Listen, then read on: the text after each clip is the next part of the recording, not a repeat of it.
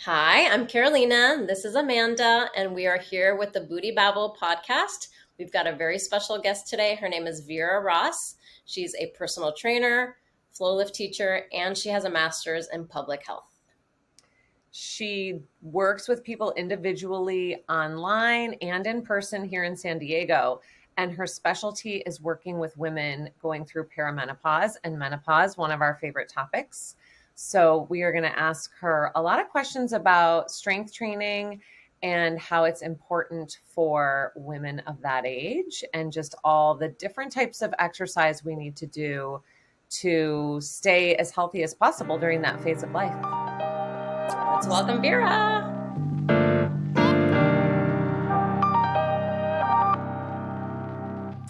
Well, welcome, Vera. Thank you so much for taking the time to talk to us today. Thank you so much for having me on. This is going to be really fun. Yay. So just let's start off. Tell us a little bit about yourself. How did you become a personal trainer? And what kind of led you to being interested in menopause and perimenopause? And I know that you have a master's in public health as well. So just how all of that fits together, we would love to hear about it. It's a complicated journey, so I'll try to make it as brief as possible. But I'm a former Division II collegiate athlete, so I ran cross country and track and field. And I always knew kind of when I was in my undergrad that I wanted to do something still maybe not in the sports world directly, but something related to being physically active. So I graduated with my undergrad. And I did, I think, what a lot of us do, which I kind of worked some jobs. I figured out what I didn't want to do. And then I did kind of fall into personal training rather naturally. I had a friend who's now a colleague of mine kind of invite me into the world of personal training, for lack of a better phrase, and got my certification, one of many certifications. And then I started practicing right away. And I was able to, again, with the help of another colleague, take on some of her clients and kind of hop, skip, and jump my way into a really good personal training career pretty quickly. But then I started to notice that all of the people that I were seeing, primarily women that I were seeing for personal training, were needing almost like a whole holistic counseling. It wasn't just the workouts. We would be talking about the food and stress reduction and work-life balance. And I had a girlfriend at the time who was going to graduate school for the master's in public health. And she was kind of maybe like putting me up on the idea that, oh, there's this great role of a clinical health coach. This is something you need the master's degree for, and this is how you can expand into your business. So then I went ahead and I got the master's degree. I sat for, and I have my, it's called a certified health education specialist qualification.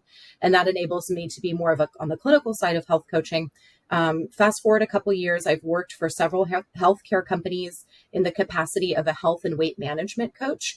And I've learned in those jobs to be very, I'm like a weight inclusive, informed health coach. So weight loss is not my primary focus, but behavior change with the goal of maintaining and sustaining a healthy lifestyle is very much my specialty.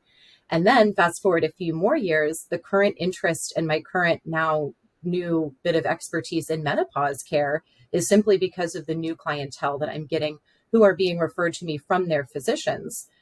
Saying to women who are experiencing the symptoms of perimenopause and menopause, strength training is a behavior that we can all practice that will help us mitigate those side effects and symptoms.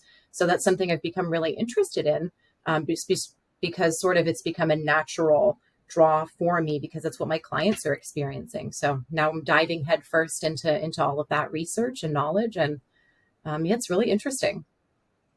Okay. And so how did, for our listeners out there who don't know, you're also a FlowLIFT instructor. Right. So how did your, coaching journey evolve, and what led you to get FlowLIFT certified? So I got FlowLIFT certified. One of the other instructors, Mags, kind of got me into the FlowLIFT certification. And this is a funny story that I know you both have heard before, but it's just hilarious. It makes me laugh every time. When I got to the certification class, I didn't bring a change of clothes. It says quite clearly, hey, bring a change of clothes for after the class for the whole, 8 to 12 hours of certification. So I took the class, which, is how you start the certification.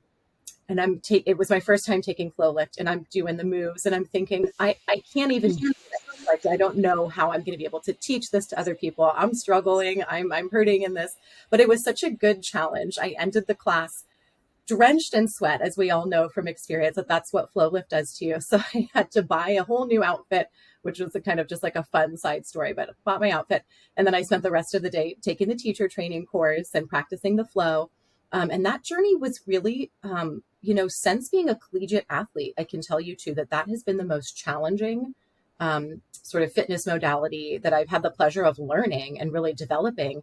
And it's really helped me, I think, to be a better practitioner across the board, to really walk in other people's shoes about when we're trying something new and how challenging that can feel, but then how really very much accomplished you feel when you kind of reach that next level. And that's what I feel about with FlowLIFT, is what an accomplishment for any of us to be able to do it, let alone to be able to teach it.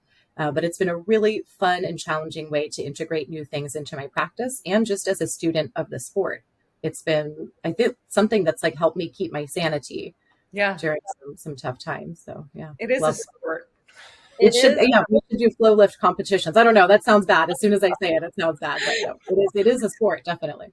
Yeah, I mean, I think how hard it is almost like a blessing and a curse, because people get scared. But, you can go a slower pace. But as sort of like a fitness expert, why do you think it's so sweaty? Because it's not like it's a heated class. I mean, there's so many heated workouts that are like, whatever, 90. Obviously, that's why people are sweating. But FlowLIFT, I feel like we only do like 80. And I just remember when we first really got the format and really developed it, I'm like, why am I sweating so much? Like, do you have any theory on why? I think just because, and I mean, you guys chime in with your thoughts on this, but I think removing almost every single muscle group is addressed. Every single muscle group is addressed in the FlowLIFT sequencing. And then you're putting it together. There's a certain amount of like the focus that we have to have as well on which moves are coordinating with what. So I think somewhere between the mental focus and then kind of, again, that combo of getting lost in the flow of it all. And you really are recruiting every single major muscle group, and you're always using your core. No matter what you're doing in a FlowLIFT sequencing, you're always using your core. So some combination of course, the effort that we're outputting, and then all of the muscles that we are recruiting in the FlowLIFT format. That would be my best educated guess on how absolutely drenched in sweat we get, and the level of output that we give to that format. Yeah, that makes sense. It really does make what? What about teaching it? Like, you're teaching personal training and you're teaching FlowLIFT. So like, maybe you can give us a little bit of, background on what the difference is for you in terms of being a teacher of both kind of modalities, I think that's a great question. And I think both of you also do strength training in addition to FlowLIFT. And I think I would really welcome your thoughts on this, but I think strength training makes you better at FlowLIFT and FlowLIFT makes you better at strength training. I would certainly recommend anybody who's brand new to FlowLIFT. There's so many moves within FlowLIFT, like the lunging and the deadlifting and the squatting and the push moves and some of the pull moves that we do, that it really is helpful to have that background, or even if you're doing those two things side by side, the strength training and the FlowLIFT. The strength training will help to inform all of those movements that you're then required to do kind of quickly in FlowLIFT.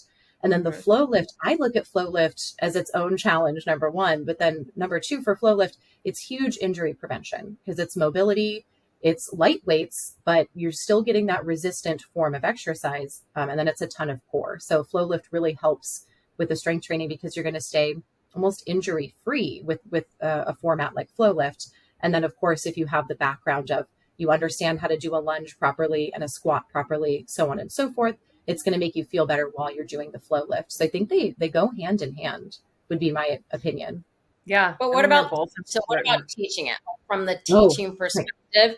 Like how, like what's your take on it? I'm laughing because I always I get like a better workout, I would say, when I'm teaching FlowLIFT, but it's because you have to be, it's almost like I have to pretend that I'm not dying as much as I actually am. So you kind of have to hold it together, make sure you're doing everything super precisely because people are watching you to kind of see how the movement goes. When I'm taking one of your classes online, I totally know I can get away with like kind of looking at the camera for a little extra longer and taking a break once in a while. But yeah, when you're instructing, absolutely no breaks. You have to be the leader of the class and you have to be making things look perfect so that people understand and know the moves and how to follow along. So getting back to that word challenging, I would say like it's such a great challenge that it really keeps me on my toes. I feel like the FlowLIFT format keeps me sharp as a practitioner.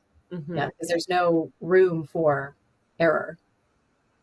I mean, there is, but you always beat yourself up in your mind if you know you missed something. So yeah, and I get like a high when I'm teaching, like that endorphin rush. Yes. I mean, I feel it's the best I feel working out is teaching FlowLIFT. Oh yeah, because you get that energy from the participants, you get the energy from the class, energy from the playlist, and the move sequencing. Yeah. Speaking of strength training, and I mean, I know we talk a lot about this in media and everything, but why, from your perspective, is strength training so important for women in perimenopause, menopause? So in perimenopause, and I'm going to use the term menopause as a blanket term. Perimenopause is sort of those years leading up to officially menopause. Now, there's no diagnostic test for when we are in menopause. It is simply when we've gone 12 months without having a period. So that's technically the definition of menopause, but perimenopause can get kind of cloudy and foggy. So I'm just going to use the term of menopause to kind of keep the lingo straight. Menopause is a time of great change for women in our bodies, and that's mostly driven by hormonal changes. Estrogen drops, but not only does our estrogen drop, our human growth factor drops and our testosterone drops as well. The human growth factor hormone 1 and testosterone, human growth factor 1, not so much, but testosterone, definitely, yes. We have less of that already than compared to men. So when it starts to drop for us in menopause and perimenopause, I said I was just going to say menopause. I'll stick with that. When we get into menopause and the testosterone starts to drop even further, that can and does lead to things like a little bit of loss of muscle mass. It makes it harder to retain the muscle mass that we already have. And it also does something too with our motivation, because it leads to declining levels of energy. So then we start to feel less energized than we used to. Working out, even if we've worked out for our entire lives, it sounds like less of a great idea. We're kind of not as excited and ready to go maybe as we've felt in the past. And those feelings, as well as the physiological reality of those dropping hormone levels, makes it harder for women specifically to retain muscle mass. And a lot of women will start to lose muscle mass. The medical term for a loss of muscle mass is sarcopenia. Sarcopenia is a bit of a danger zone there, because that means that if we were to have a trip and fall event, we would be more likely to have to be hospitalized after that. The other thing that those hormones do is lead to a drop. The drop in hormones leads to a lowering bone density, especially the drop in estrogen. So when we do have an event like a fall, we're more likely to lead to fracture and so on and so forth. So far from being an aesthetic goal, strength training specifically for women going through menopause and perimenopause becomes much more about retaining our independence as we age. Do we want to be able to get down and play with our doggies and our kids and our grandkids eventually? Do we want to be able to travel? Do we want to be able to live independently? And these are all things that we don't necessarily need a doctor to prescribe us anything for. We need to address that behaviorally. And that is what is being demonstrated in the scientific and medical literature. So when you're reading a peer-reviewed medical journal article, you're going to see now that strength training specifically is indicated as a behavioral treatment for women experiencing the side effects of menopause. So scientifically, it's shown to help us retain muscle mass and to combat we're not going to be able to stop the process altogether, but to very much combat and mitigate those side effects and symptoms. There's like 30 something symptoms of menopause. So if we can have a hand in making that transition easier on ourselves, strength training is a big behavioral component of just, quite frankly, feeling better through that transition. Yeah, I recently, like last month, was at the beach, and there was a mom. We started talking and stuff, and I was like, "Oh my God, I'm so sore, from teaching my class." And she's like, "I never work out." And she's like, "And I haven't worked out in like 10 years." And then I just I felt sorry for her, because I actually had met her like 2 months prior, and when I did meet her, like she seemed sad to me, like depressed or something. And I just picked up on that energy. And then later, fast forward, I had talked to her at the beach, and I'm like, that's probably why she's got this like dark, like sad, heavy energy around her because, she probably doesn't like the way she looks. She probably is not feeling good in her body, and she's not doing anything to like Right. make herself feel. And, she's my age, so I'm sure she's nearing, getting close to menopause, and I'm just like, God, like why aren't people working out more? So like that leads us to our Oh, next question, which is like, what are the biggest misconceptions that women have about exercising during this stage of life? oh yeah. That's a great point, Carolina. I think a lot of folks, women in particular, we get sold this idea that you're going to do this, great workout class, and it's like probably some name brand fitness class or piece of equipment or some advertisement that you see online, and it advertises itself as the only workout you're ever going to need. And then we see all these cute ladies that are 25 and they're in their matching sets and they're like high-fiving after the class. So we see, right, these just sort of like too good to be true results that are advertised from exercise in general. And then the thing that starts to happen psychologically is women start to feel like, oh, okay, I'll do that for a week. And then I'll be one of those high-fiving women, and I've met my goals, and then I won't have to do this again. So we kind of set exercise as this like, or getting fit, getting in shape, as this fixed location, that once we arrive at that location, that we won't have to do anything else ever again. And boy, life will just be great after we achieve that one goal of getting fit, whatever that means. I think it's a little bit of an educational gap with women like that they are trying to their, like, I would say, like, to their understanding of what trying is. They'll go to a class for a week, they'll go do something once, they get really, really sore, or maybe even they hurt themselves, and they're like, oh, I'm not going to do that again because it didn't work for me, without really the understanding that it's going to take about 6 months for you to be being consistent with regular exercise, 5 to 6 days a week, 2 days a week of strength training at minimum, 4 to 5 days a week of that cardio stuff and some of the faster cardio stuff as well. So it's kind of like, in my opinion, a gap in education and like a mismanagement of expectations. So I think particularly women think they're going to find the perfect workout or the perfect exercise. They also have this mentality that they don't really want to have to do it more than is necessary. So they're going to look for ways to kind of like shave the time down. So they're going to try to do something for like 20 or 30 minutes a couple times a week. And then they're going to get frustrated because, of course, they don't see the results. And then they're going to stop doing it altogether because, according to them, they've tried and it didn't work for them. And again, we're not throwing anybody under the bus here. It's just that this is what I've seen in human behavior. And it's just a misconception of what people know how to do. And it is not taking a stretch class a couple times a week and then calling it a day. Right. It is very personalized, but there are some general rules for all of us to follow in So terms you of almost have to exercise. see it as like brushing your teeth, right? Like it's not Exactly what I something tell you people. can do Yeah. once a week, every 3 weeks. Like it's No. something that you gotta do every day, right? Almost every day you gotta have some sort of movement or Yes. stretching or cardio or something, right? Yes. Yeah. And I use the toothbrushing analogy all the time because you can also buy a really fancy toothbrush, but it's still not going to brush your teeth for you. You still have to stand there for 2 minutes and do the thing. So you can buy a fancy piece of equipment, you can buy a fancy powder or a gummy or a potion or whatever you want, but there's no shortcuts. We still have to put in the time and put in the effort. Yeah. So I think the biggest thing that get the barrier for women is the misconceptions of what works and what doesn't work, and then throwing the towel in way too early and not giving themselves a fair enough chance to experience any benefits from exercise. Yeah, and like it kind of this idea of consistency, like you said, Mm-hmm. I guess it can look different for different people. And also, like you said, we don't want to shame people No. because people are busy.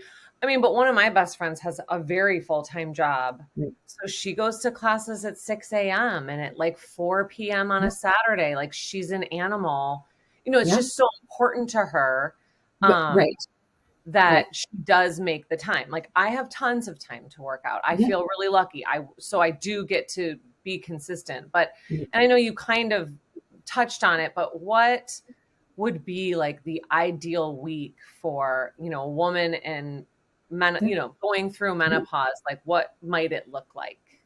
That's a good question. And too, I also want to back up and like, it has to be a priority. It's Yeah. not about shaming people, but I think that gets like, that's become a part of the fitness culture for the last couple of years, is like, oh, we can't, we're not trying to make people feel bad about themselves. We're just trying to give you the information that this is the reality of what you will need to do. And it's, again, the nuance comes in, like your friend, like you have to find the times that you can do it that works for you. And that's the kind of the end of the story. Everybody's different there, but you'll find a way to work it in.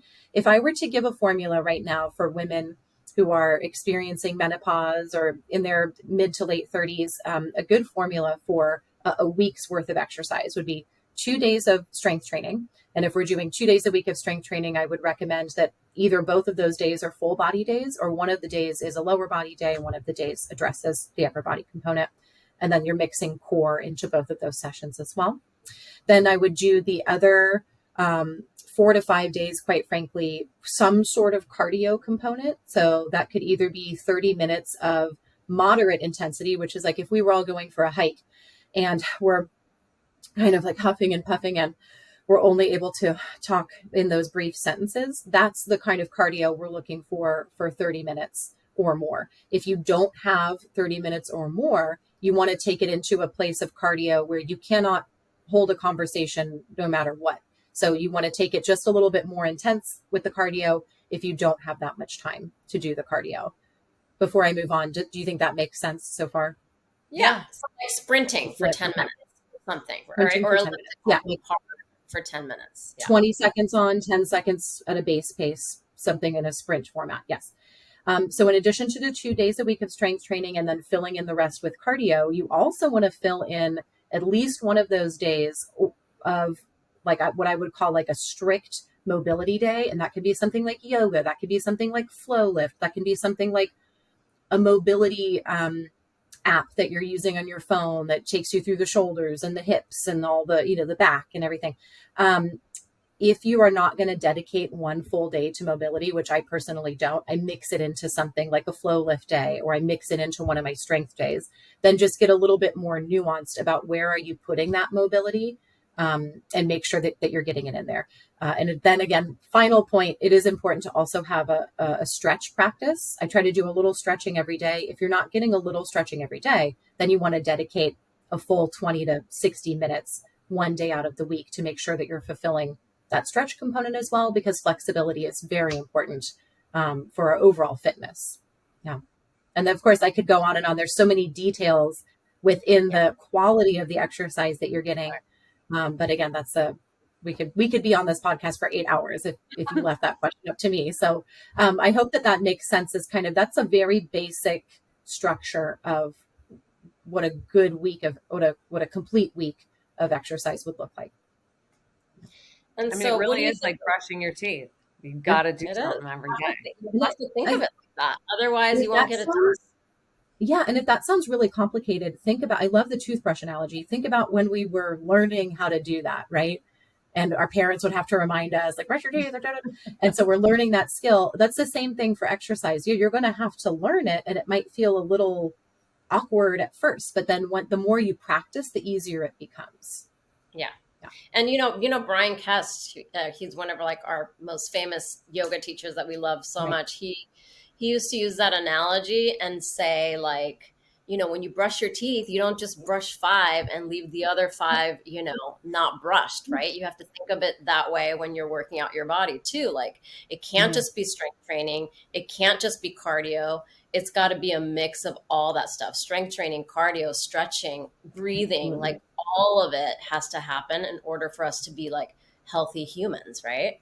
Yeah. So, I mean, my next question is, like, what do you find are the biggest barriers that women have in terms of staying consistent? I mean, I know time, I think, is the biggest excuse that people have, but what else have you found that, limits women? I'm going to take it back to the education component, because if they have this mismanagement of expectations, okay, I've got an app. I'm going to do the app every single day. And then day 2, I'm sore and I kind of, I get discouraged, and then I miss a day, and then I miss the next 3 days in a row. I think honestly, having somebody to touch base with, whether that's a friend that you have in your life to hold you somewhat accountable to the goals that you have for yourself, hiring an outside expert, which I think is strange that we do that in almost every other aspect of our lives. I don't know how to do my own taxes. I don't know how to fix my own car. I don't know how to do the electricity in my home. If one of those things goes wrong, or just as a matter of course, I have experts that I use for those other things. I think also part of our social media landscape puts the blame and puts the responsibility on the individual. I was a collegiate athlete. I have 2 degrees in highly related fields, and I'm constantly learning little nuances about this field of exercise, health, and wellness. If you are a caretaker, a stay-at-home parent, if you're a lawyer, if you're a doctor, if you've devoted your life and your bandwidth to learning about something else, it should not be expected that you necessarily know how to do these behaviors, especially if you grew up in a household where this wasn't practiced. You didn't do a sport as a child. You don't have that community of support around you now. Why should you be expected to know how to do all these things on your own? So I think having somebody to get that expert knowledge from, and having somebody in your corner as a support partner, I think could be a huge, I would say, like a huge leg up. And maybe that's a barrier that women don't even know that they're almost putting in their own ways. Why are you trying to do all of this on your own? Right. It seems incredibly discouraging and disheartening. So I think that would be the biggest thing that I see that gets in women's way, is just simply thinking that we already know everything we need to know, which is impossible. We don't. And then knowing how to execute it. Human behavior change is the hardest thing that any of us can ever do. So if you're trying to add in more exercise, that's changing human behavior. It's really difficult. So it would really be beneficial, I think, to talk to a friend who is already kind of in the fitness and health space, or outsource it and reach out to a professional who can provide that guidance and education for you as well. And even if you can't see a trainer once or twice a week, obviously that's expensive. You can always go like once or twice and get the plan. And then there's just so much people can do at home for free, or, my God. for close to free. And I think, Amanda, that's a great point too. I think people think, have a misconception maybe about personal trainers, is that they're the used cars salesman and they're trying to bamboozle you into some sort of long-term contract. I personally don't do that. The colleagues that I have in San Diego are not high pressure salespeople. Go and talk to a trainer at your local gym.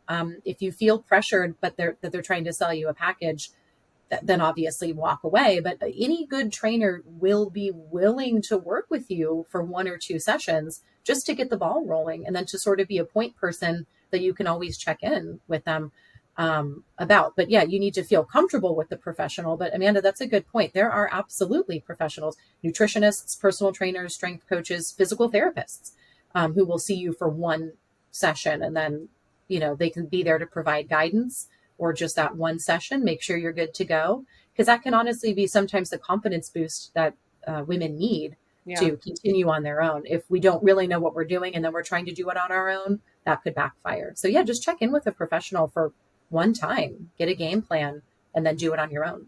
Yeah.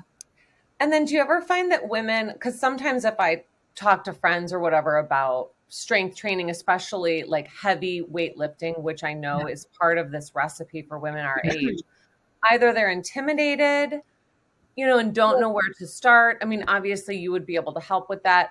But also I hear so much women being like, well, I don't want to get too big. And you're not going to get big unless you're eating So what do you kind of say to women when they say that? First of all, I'm not trying to make anybody feel bad, but that's not going to happen. Don't worry. That's more than a full-time job. Like, it takes so much work to get big. It would almost be like a great accomplishment if that were to happen to you, because it would take so much effort and a complete overhaul of your lifestyle. That's not going to happen. So just from a scientific and medical standpoint, men also, as they age, their hormonal situation shifts, but women, we can't make too fine of a point here. Women specifically need strength training just for our health. It's going to change your body composition, but in a way that it just kind of like you feel tighter, and we can't have that little muscle tonicity. We can't have the tight tummy. We can't have little biceps, and we can't have nice shoulders. you name it. We can't have tight leg muscles if there's no underlying muscle there to begin with. So if you are a woman who does have aesthetic goals, but you're afraid of heavy strength training because you are worried that it's going to make you bulkier, that would be extremely difficult to do. So like thing number one is that we need the heavy weightlifting for our health to help us retain muscle mass and to help with our hormones and to help with bone density. And then number two, it's going to change your aesthetics, but in a way that I think most women would probably, who don't have experience with strength training, would probably think looks like weight loss. You might not lose weight, but your body composition will change. That means the way your body looks and the way your body fits into clothing will change with heavy weightlifting, not really with any other modality of fitness will you get that, unless you're doing really, really high reps of exercises with little to no weight. But again, the point of the heavy strength training is not that it's going to make us bulky, is that we need it for bone density. We need it for hormones. Okay. And what are some signs that a workout routine isn't working for, women in this stage of life? If you're constantly we should be energized by our exercise. Some days we're going to cut, like Amanda was mentioning, her friend who works out 4 p.m. on a Saturday. Sometimes somebody like that might be like, a little tired at the end of the week, and that's normal.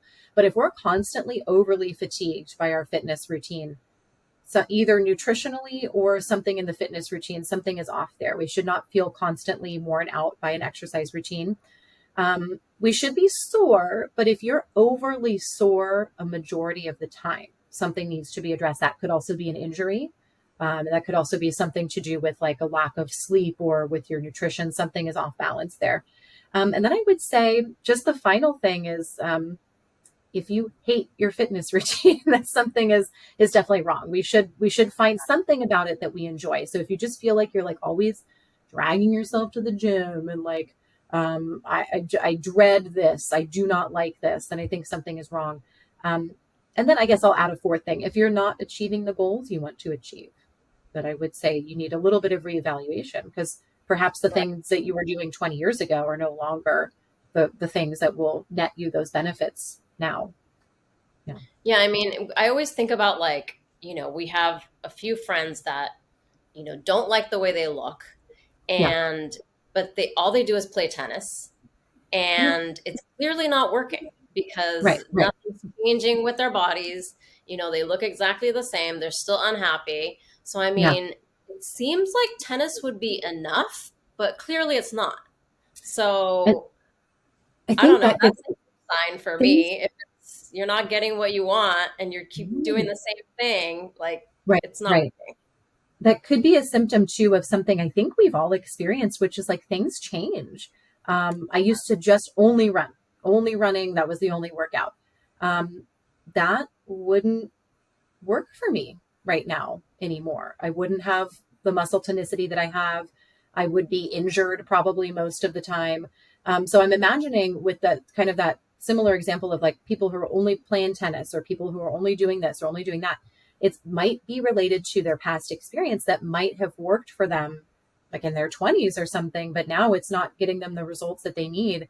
Tennis wouldn't be enough for most people. Just tennis alone wouldn't be enough for most people. We do need that strength training component, and we need some longer form cardiovascular activity in there as well. Yeah, I mean, I just was sitting with two of my friends that got in a fight about that, actually. Just one of them was like, well, but I played singles tennis. And the other one's like, that's not enough. Like they really, I mean, it was friendly, but they really went at it. And one of them is saying like, no, playing singles tennis for 2 hours is plenty of cardio. And I mean, I just zipped my lips. Like if I just played tennis, I would not look the way I look. I just know for my own body. And I know from what you said, what used to work does not cut it anymore. Yeah. Like I have to really push myself, and I like the things that I do, but I'm still like, oh my God, I think I'm going to die. And that for me seems to work really well. Right. And I think most people don't want to confront that or to be generous, they haven't had that experience in the past where they can push themselves really hard in the gym or in an athletic situation and know that they feel like they're dying, but they're not really dying. A lot of people just are really unfamiliar with and get almost kind of frightened by those feelings. So it does, again, we have to manage people's expectations. Like, yeah, you have to push it a little bit, but it's going to be okay. This is how you're supposed to feel. So I think it's nice that you brought that up because it is how we're supposed to feel a little bit of the time. Like, oh, but kind of like that panic in the middle of a workout. Like, I don't know if I can do this, but every once in a while, pushing ourselves is important. And I think everybody is different. 2 hours of singles tennis sounds like okay cardio for somebody. Right. But again, I'd be worried about what they're filling in the other 6 days of the week with. Just in terms also like of injury prevention, I'm thinking, but that's just me. Yeah, just sometimes I see stuff online or just sort of this mentality like, don't be so hard on yourself. Like it doesn't have to be painful or just, I don't know, that mentality. And I'm like, Yeah. Okay. I don't know. I just disagree, I guess. No, I agree with you because I've worked through a lot of that in my own practice and my own business. And it's that fine line. And we're never fat shaming. We're never, No.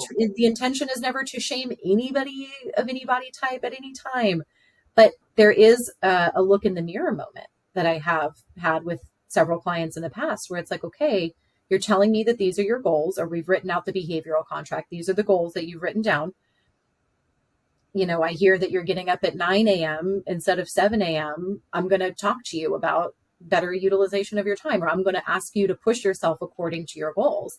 And I think that, yeah, all the stuff that we do see online is a little too handholdy because there has to come a point where you're going to have to push yourself to get to that next level. And it's part of the journey. Yeah. I just want to manage people's expectations. That's part of it. Certainly. Yeah. And really it does go back to that bone loss and muscle loss. It's not, there's all sorts of body types that look great and they're exercising but whatever. I mean, I do think we're anchoring it back to that like real health issue. Absolutely. Yeah. And then do you feel like, cause I feel like with yoga and even FlowLIFT, it's just such a mental release for me. Like it's like the mind body connection is there.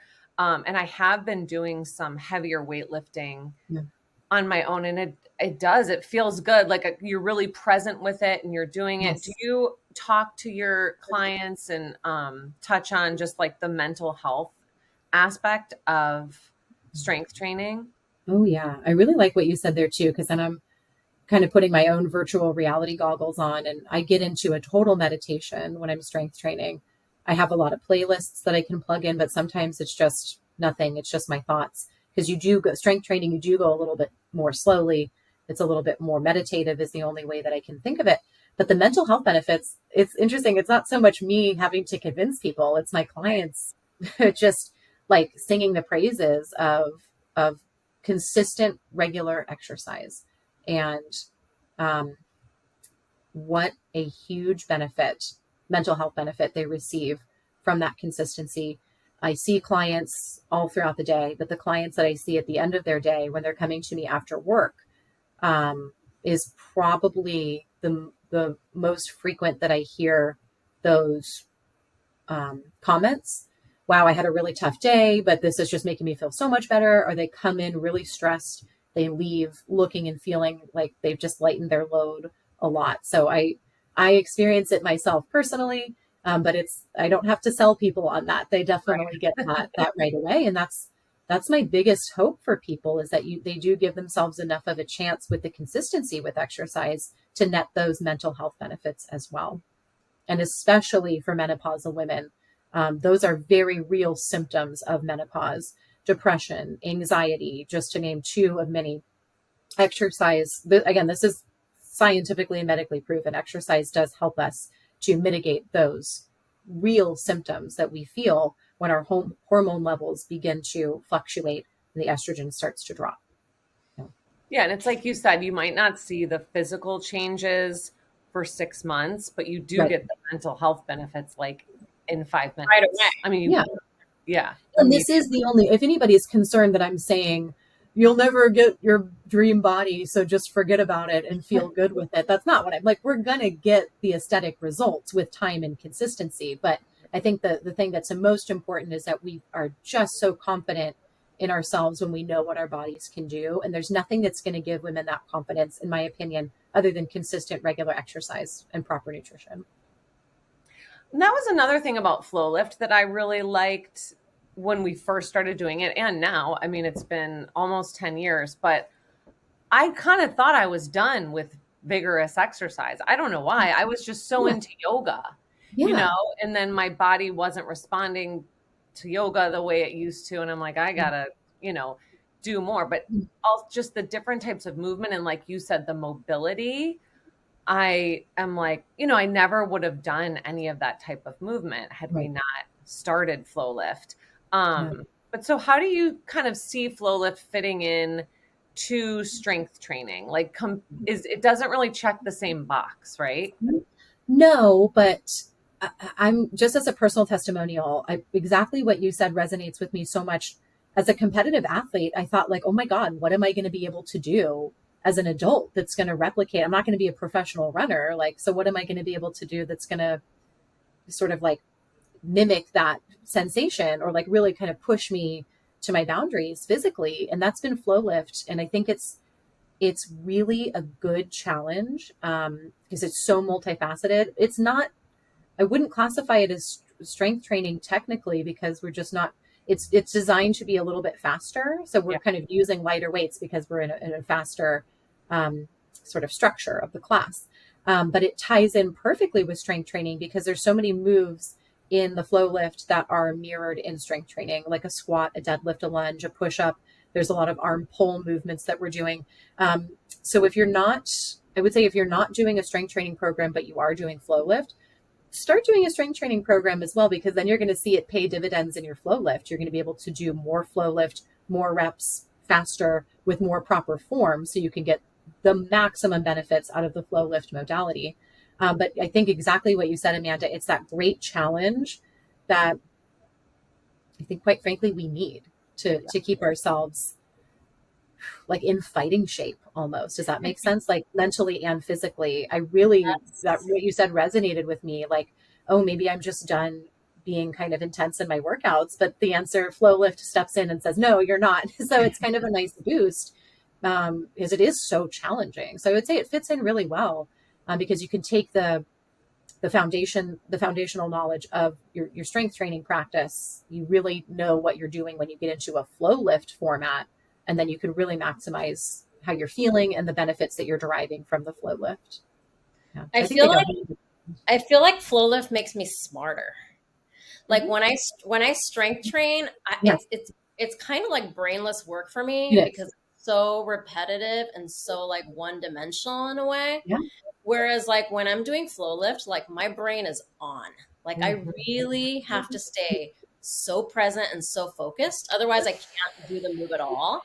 So I feel like whether I'm just doing it or teaching it, like I just feel like my brain is growing and I'm getting smarter. There's also too, Carolina, you're absolutely right about that. There's no bad way to exercise, but something like FlowLIFT, that kind of a format, helps us to prevent against the literal like shrinkage of our brain and cognitive decline as we get like way older. So doing this kind of stuff now literally helps us to retain the volume of our brain. So you made kind of a funny there, but yeah, it does actually help us to like stay smart and become smarter. Yeah. That's true. What are your top 3 pieces of advice for women who are just starting their strength journey?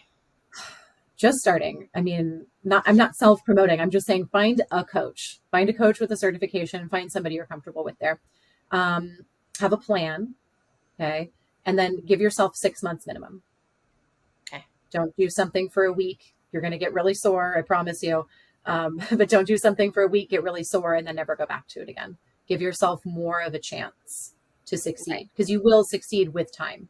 And like be consistent every week, right? Like you can't just do it one day a week for 6 months and expect like huge results.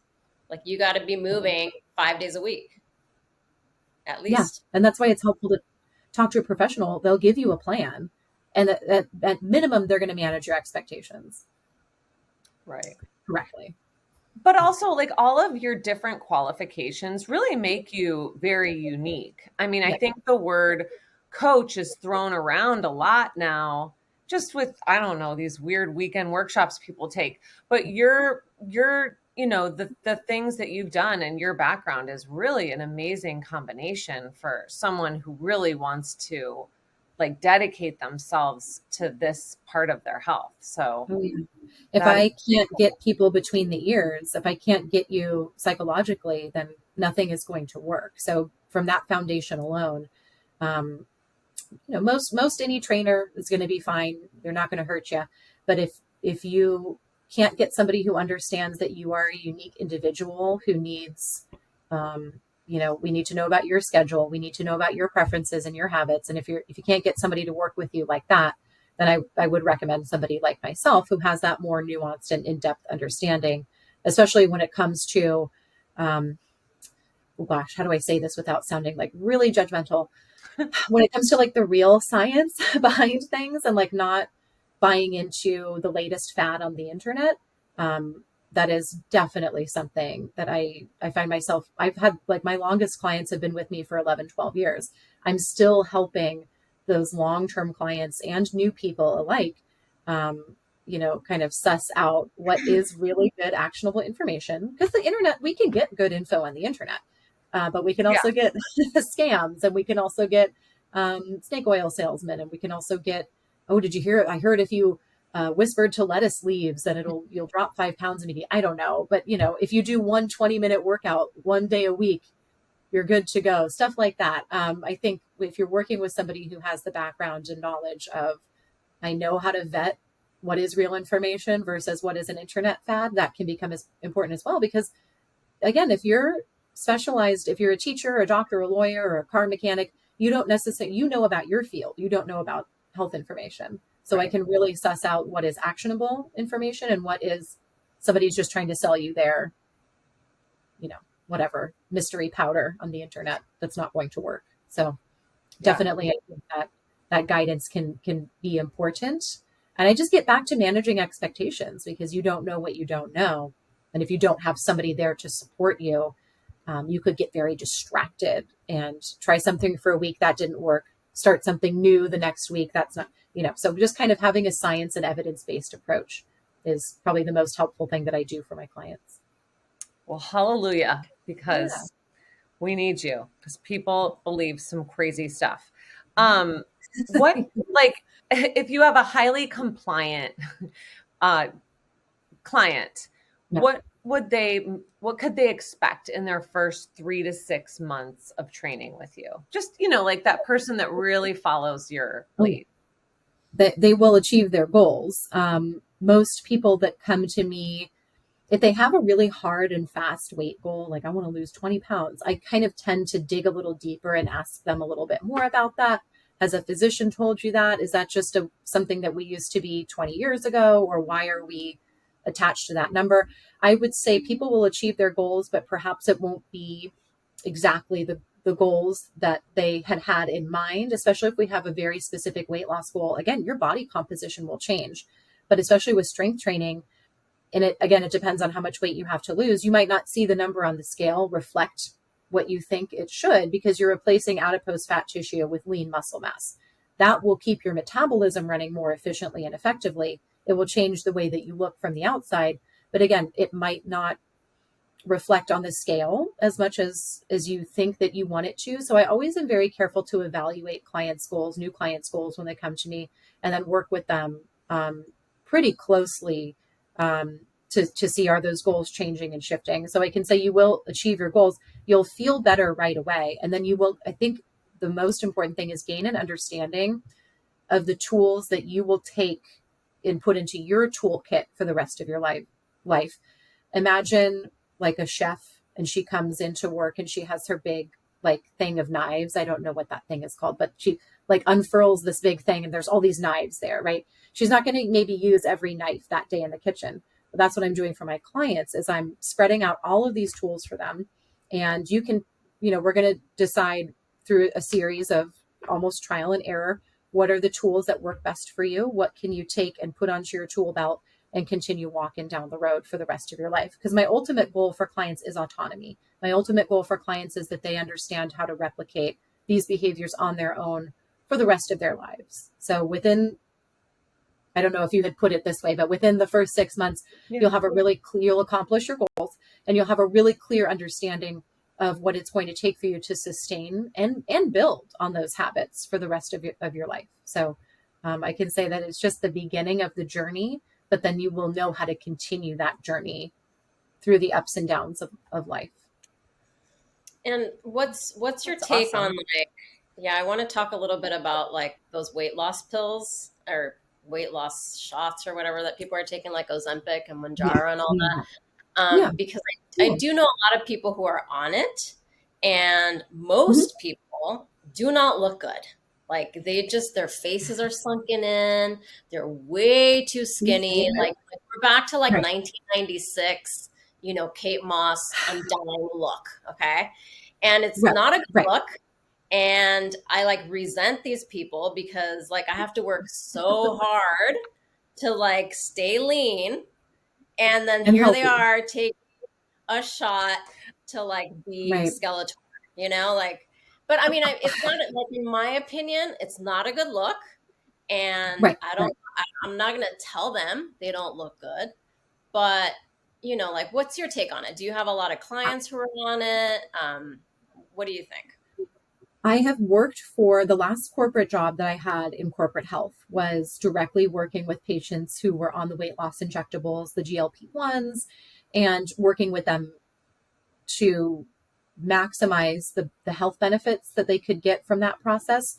So there's a really specific way that we want to work with people on those drugs. What I see happening in, especially where we live in Southern California, is that when people's only goal is aesthetic, I want to lose weight, I want to be skinny, you're much more likely to fall victim or be susceptible to like less than healthy ways to get yourself there. So if your underlying goal is health, I've worked with a patient population where when you're on these drugs, I'm not going to use the word need, but like you really should be working with a lifestyle coach, health coach, or a nutritionist, because you do still need to be eating, but you're going to kind of need to learn how to eat while you're on these drugs, prioritizing protein, and a kind of like a whole host of other things. It's very specific to that patient population. In the absence of that input, in the absence of that coaching, or like oversight, I should say, that is an eating disorder. I used to have a restrictive eating disorder. So I'm agreeing with Carolina in my feeling of resentment that like, I thought that we were on this like body positivity vibe in our culture, but now all of a sudden it's like, I guess we're just, as women particularly, we're just supposed to be skinny at any price, which is what I'm hearing the messaging is from those weight loss drugs. My professional side says these drugs are already here, so we need to be in a position to work with people on these drugs, or else they will probably be harmed by those drugs. You need to be working with your physician or a nutritionist or somebody like me who has like the unique qualifications to kind of take you on that journey. If you don't have an exit plan for that drug category, I think you might want to reevaluate what is your plan for that, because we can't, if we're not eating, we're going to lose muscle mass. We're going to be at risk for sarcopenia. Sarcopenia is like a medical risk. So that is contraindicative to overall health. If you are concerned about your health and you're using these drugs as a part of your toolkit and you're working with other professionals who can help you to work on the underlying health behaviors that you will need to maintain after you've gotten off of the drug, to kind of maintain the weight loss that you were able to generate while you were on the drug, I think that's a much better game plan than just, I'm going to be really judgmental here, than going to the same place you get your Botox, paying out of pocket for the injectables, taking them home, and not looking for any further insight. If you don't eat, you will lose muscle mass. If you lose muscle mass, let me just also say this. If you lose muscle mass, maintaining a healthy, low weight moving forward will be really, really difficult. Mm-hmm. The more muscle mass we have and the less adipose fat tissue we have, that's where that magic word metabolism comes in. That will keep our metabolism running really smoothly, like it's supposed to. If we take the muscle mass away, our metabolism like slows almost down to a halt. And then it's going to be almost impossible for anybody to maintain a healthy lower weight moving forward. That's the danger. And I suppose I do have a little bit of a chip on my shoulder as well. Like, why is it okay to just tell people, take the drugs, like, go home and get out of here and take the drugs and you'll be fine, with no further thought or insight or education? Right. Yeah. So it is a bit alarming, but I do work with people who take them. And I think taking the drugs and working with healthcare professionals is a different story. I'm going to use the word casually. Taking them casually could be dangerous, could be medically dangerous. I mean, if you're in that sort of face falling off Skeletor thing, my unprofessional diagnosis is that you have an eating disorder. If you're not eating throughout the day, that's there's something you're not seeing. That right. So, but I think what you said, like, if your goal is health, right, then you're gonna make wise choices, hopefully. And I'm lucky because the weight loss, the healthcare company where I was a weight loss coach, they were very, very good at training us on size inclusivity. And just because you're an overweight bodied person doesn't necessarily make you unhealthy, and vice versa is also true. But working with that patient population gave me a great insight into, there are just people out there who cannot control the food noise in their brains. And it's all encompassing, it's overwhelming. They can try diets, they can try being coached, but nothing really, inevitably, they could just kind of feel like they just need to give in to these overwhelming cravings. And it's nothing like I've ever experienced. And I absolutely believed all those patients when I was working with them. So I think these drugs can help people like that. Absolutely. Yeah. But I think that, Carolina, I absolutely agree with your point that casually using these drugs is like dangerous. Yeah, it is. It's not just uncool. It's actually pretty dangerous. Yeah. Where can people find you and learn more about, like, just working with you? Yeah. So it's pretty long, but easy to remember, coachveraross.com. And then I have an Instagram, which is coach_Vera. I should honestly be better about posting on my Instagram, but I'm there. I'm a real person. There's good information on there. And then I think on the Buddhi Moves website, my bio is up there as well. Yeah. And then, just when you go onto my Instagram, you can directly message me and we can set up a consultation. I work in real life with people in San Diego, but I also do a ton of online training with people all over the country in different parts of the world. So I'm really easy to reach. I'm a real person. And I get most of my clients through word of mouth. So yes, finding me on social media, I will respond as a real person, I guess is the best way I can put that. Message me and I'll message you back. Yeah. And when you do like online, what do you have people buy, like, for their home? Do you have people buy stuff for their home? Right. If they don't already, I tend to keep it pretty simple. A set of dumbbells, kettlebells. I have a couple certifications just in kettlebells alone. A TRX, I think, is a really good piece of home equipment. We don't need to go overboard when we're talking about our home gym setup. A fancier piece of equipment won't necessarily make you use it more. I have a Peloton, I have the bike, I have the treadmill, and then I just have free weights and kettlebells and a TRX in my home. So I have different options, but they're all things I'm going to use. So if people are wondering, what should I get for my home gym? It's like, what are you already using, or what are you most likely to use? And then if people don't have, most of the people that I work with, all the people that I work with online have their own setup. And then if I need them to go heavier, which is the only problem I ever have with people, is after a certain point, you just need to go get some heavier weights for at home. And that's where I think kettlebells are really helpful. They don't take up a lot of space. And then just like a dumbbell setup. Yeah, that's pretty much it. All right. Well, thank you so much, Vera. I learned so much.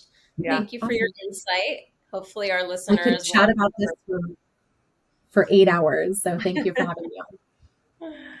And we will come see you. We want to do a Vera training session. Yes, get in there. And I'm excited to craft a specialty workout for you both that's around a lot of the moves that we have in FlowLIFT. So I've already been thinking about it. Yeah, just let me know anytime. That would be super fun. Yeah. Thank you so much. Vera. Thank you.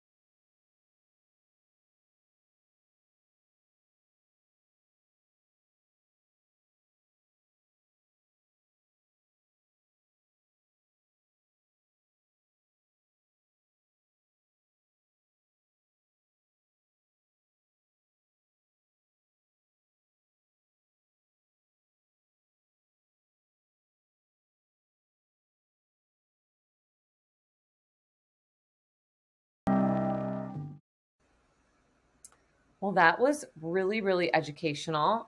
We love talking to her. She's so knowledgeable. I love like the combination of all of her education. I feel like trainers like that are kind of hard to find. Um, Agreed. And I learned so much. yeah, we've Um, got some weights to lift. we do. We have so much to do. Well, I hope you guys enjoyed that. I know we sure did. And stay tuned for our next podcast. We're going to be talking to Angela. She's a really cute girl that I met recently, and she's so knowledgeable about gardening. And gardening is one of my favorite pastimes. And I can't wait to ask her a ton of questions and learn how to make my garden so much better. Yay, can't wait. Thanks for listening. We'll see you next time. Bye.